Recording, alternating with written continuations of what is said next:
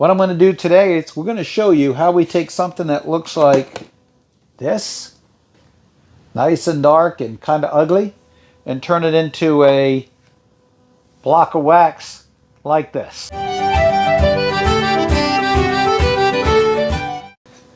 All right, start to remove the comb. Now, a lot of these frames have wire mesh throughout them. That's to help hold the comb in place. When it's a hot day and this is filled with honey, the wax gets really soft. And when you extract it, pull it out of the hive with the intention of harvesting the honey, if you tilt it this way or this way, that very likely that comb will just fall out and drop to the ground. So to prevent that, the wire frames take place. Now the wire mesh that's in there isn't necessary as long as you hold your frame in an upright position like this. I will tell you that the vertical wires that are in here I'll remove. I generally always keep the horizontal wires in here if I plan on extracting the honey from the comb. Now if I plan on cutting out the comb to give away or sell in the comb with the honey, then I remove all the wires because that's just good clean, bee-made, American bee-made wax filled with honey. And that's a delicacy, as you know. So we're going to start with this one and just snip the wires.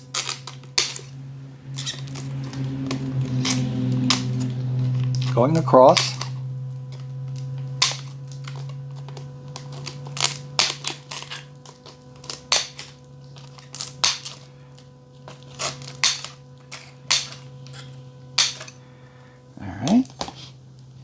Now I'm going to draw out these wires as much as I can. Often I can't get all the wires out. So when I melt it down, I run it through a filter to make sure I pull those wires out.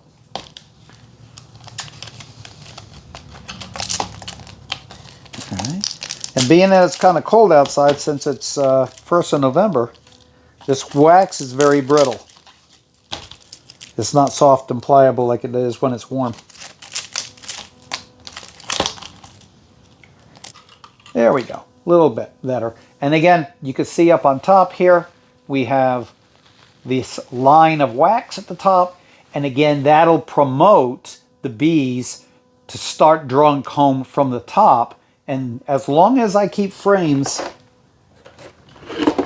I'll take a frame that's full that I'm not going to draw the comb from, and I'll slide one of these in between it. And that'll kind of force them to draw that comb straight down. Okay? Put that aside. And we have all this wax. Now we'll take these few little pieces here. Okay. And then we'll move on to the next one. Just cut this right through those wires.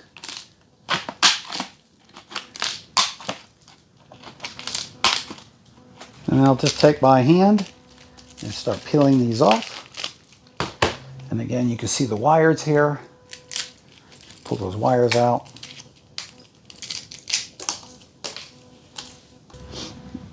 This wire here was one of my horizontal wires. I cut it while I was going across, so that's okay. I have more wire, so I'll be able to replace it.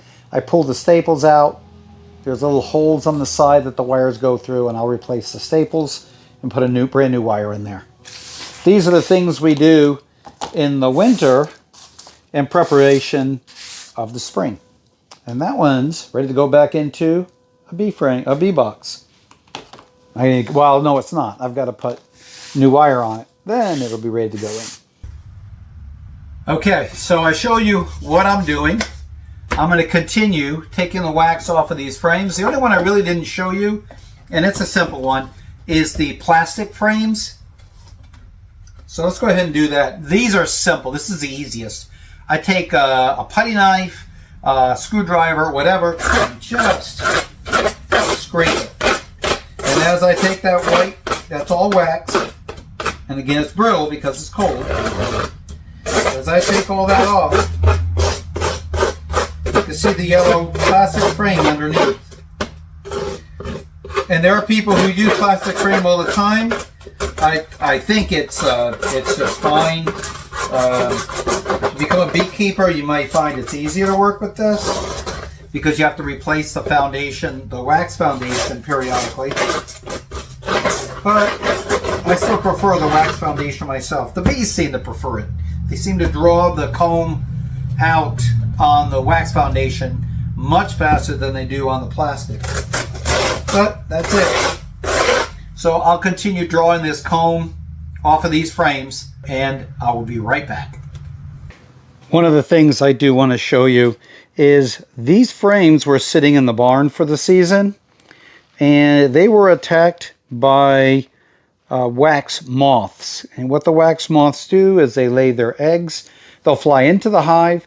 They'll lay their eggs on the wax. Those eggs will hatch and the larvae will burrow throughout the wax and consume nutrients, consume wax, and they will web up the entire frame. Most beekeepers I know will throw these away. There is some wax in there. Generally, it's just not worth the effort to try to pull the wax out of these frames. So again, when I mention about critters, wax moths do the most damage when it comes to the frames. But cleaning this can be a real booger. So what I'm going to do is I'll just cut all this out, cut out these chrysalises, and I'll probably just throw this away. I don't think I'm going to spend any time trying to draw wax out of this. So I finished cleaning off these frames. Well, actually I finished pulling as much wax as I'm going to deal with right now out of these frames. And there's a pile of wax right there, pile of comb. And I will collect that and move it over to a heating bucket or a heating pot, and we'll see what we get out of it.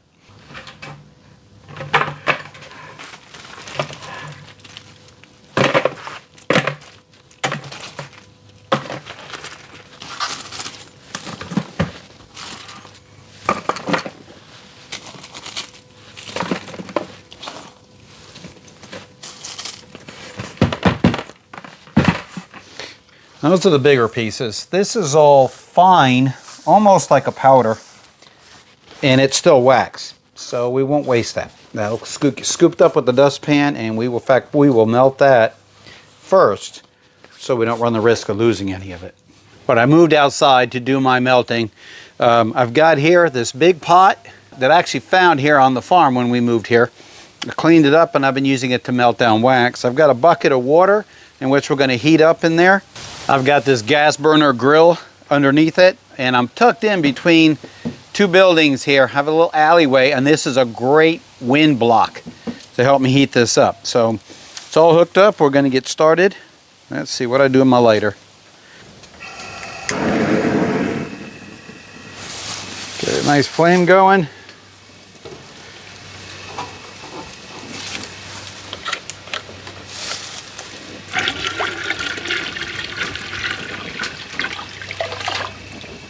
All right. When you're melting wax, especially if it's the cleaner wax, like caps, don't let your water get to a boil. You can cook your wax, which darkens the color, and generally that's not as preferred to do a lot of crafts. We'll let it heat up, and we'll be right back. I'm at 140 degrees. At 150, I'm going to put the wax in. That's the really fine powdery wax. Now I've got a screen in here, a colander. It's my filter. I'll put my wax in here, and I'm going to let it melt down to it where it releases, because there's a lot of material in comb, especially older comb, that is not, it's very stringy. And I want to separate the wax from that. So I'll let the wax melt out of it, and then I'll pick that up and I'll put it aside. 154. Yeah, I think we're plenty. I said 150, didn't I? Jumped ahead there. Okay, let's pull up. I'm going to pull the filter out for now. In fact, we got a little bit of crud in there. I'm going to dish out from the last time I melted. I have got a ladybug that just flew in. Let's get you out of there.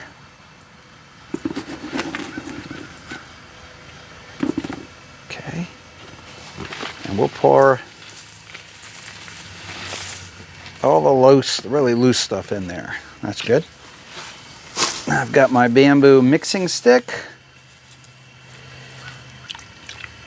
It's all melting down into the water. I put my colander in there.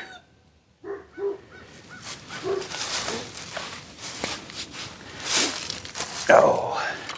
And then I'm going to start taking my big chunks and just putting them in there. And we will let them melt down. You see how dark this is as opposed to this. So I'll do a comparison here of the two colors. This is last year's comb or the year before. This is a few years old. This is probably more like 5 years old.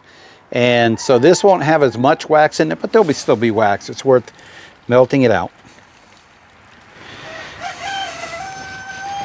So we will continue filling this up and letting it melt down. And we'll be right back.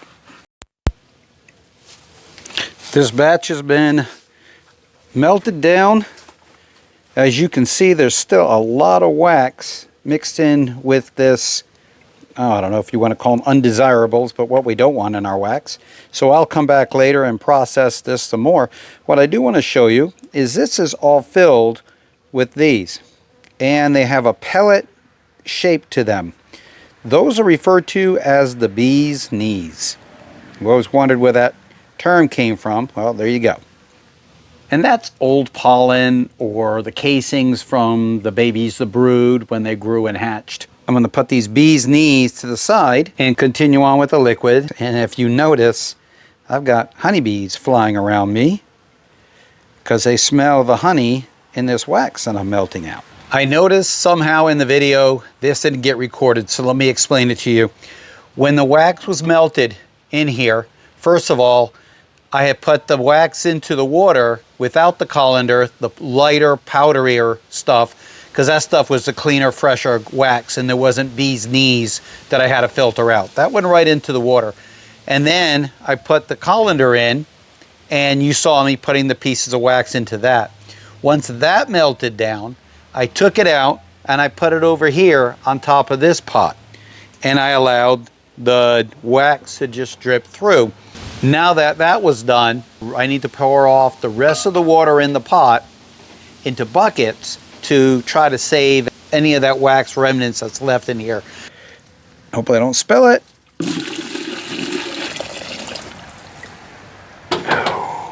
Let's set this aside and let it cool.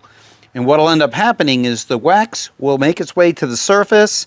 The impurities, for the most part, will be at the bottom. Let's take a look and see how these are coming along. These are cooling down, and you can see how the wax is coming to the top. Now that everything's cooled down, my next step is to pour off the liquid. And you can see how dark the liquid is.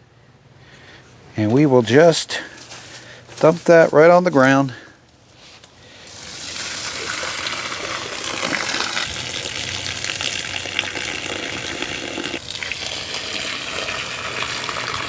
Now this is what I mean by when the wax separates from the impurities.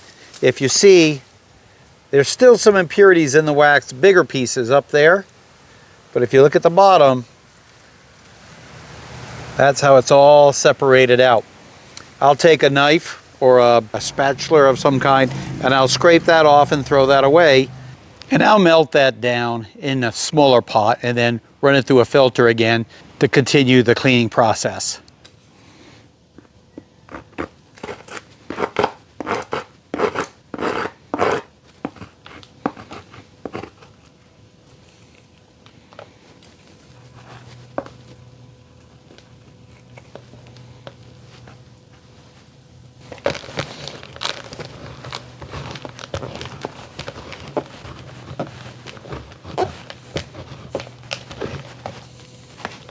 Now that I've scraped off the majority of the impurities on the back, I'm going to melt it down again. I've already got my heating pad heating up. Remove the bee's knees. We've got that broken up, and in the pot, we're in a little bit more manageable size we're dealing with here. We'll let it melt down. I'll add water to it.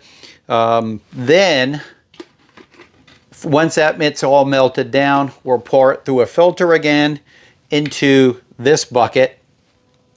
It's got a narrower base, so as that solidifies, you'll get a longer section of wax. And again, all those impurities will stay at the bottom. So it gets and if you melted it again and poured it into even a skinnier cylinder, you'll get a taller thing of wax and a smaller base of impurities there. And it makes it easier each time to just cut those impurities off. So the wax has been remelted in this pot. In the meantime, I cleaned up the colander as best as possible. Here's a little trick of the trade to help clean the colander.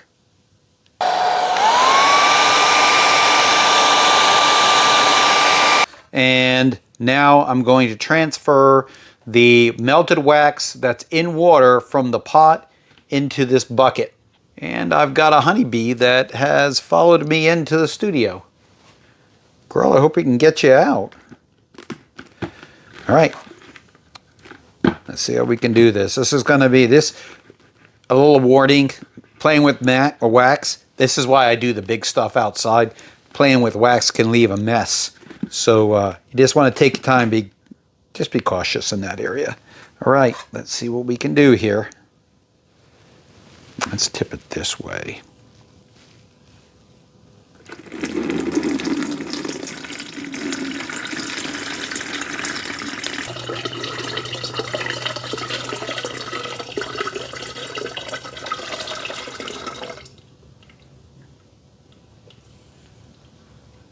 The filter has done its job to remove the big chunks of impurities.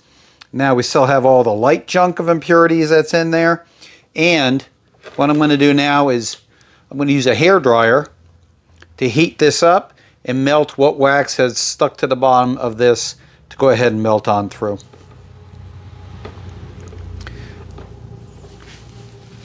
No, I'm not. Now I'll let this cool down. I let the wax sit overnight to cool down. Let's go check out and see what the results are.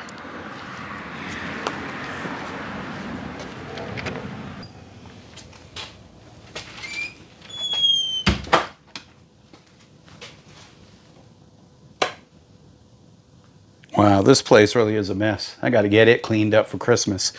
We're going to use the wax and we're going to do a Santa's workshop this December. But I got to get this place cleaned up. In the meantime, let's take a look at the wax and see how that turned out. All right, let's see. That's cooled down. The water has separated.